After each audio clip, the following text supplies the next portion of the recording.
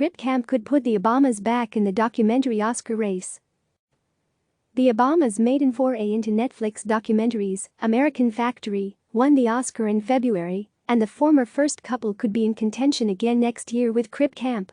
A Disability Revolution, a fascinating look at how a Woodstock-like camp for the disabled became the incubator for a generation of activism.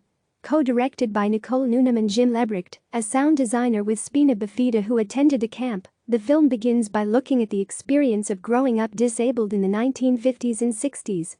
At that time, as LeBrecht, who is among the former campers interviewed, puts it, "I had to fit into this world that wasn't built for me."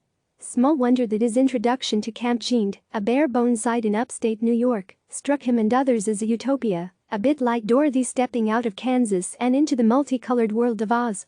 The filmmakers draw upon a trove of grainy home video shot at the time, which almost feels like stepping into a time machine. They capture the teens participating in activities they never could before, while reveling in the utterly liberating aspect of being around people like themselves. In that environment, as the video shows, they were free to share feelings, discuss issues like overprotective parents, and explore their sexuality.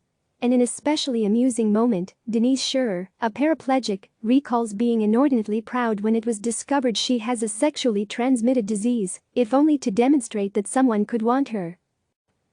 That consciousness-raising birthed activism, mirroring the various movements that came to the fore in the 1960s and 70s. For the disabled, that meant pushing for reforms and occupying buildings, insisting they would accept no more segregation. The film then segues into a protracted history of the campaign to pass the Americans with Disabilities Act.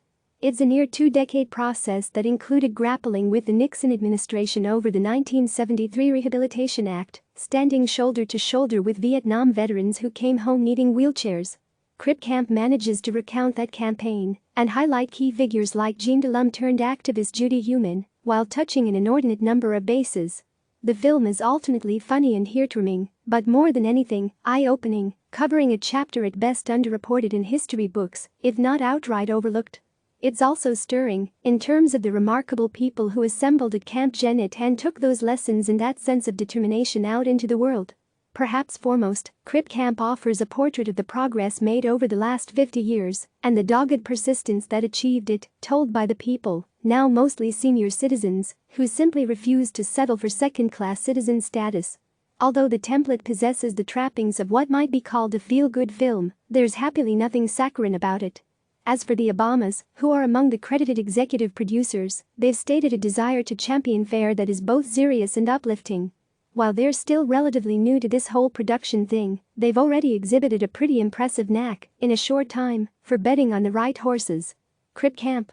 A Disability Revolution premieres March 25 on Netflix. Click subscribe to receive the latest news.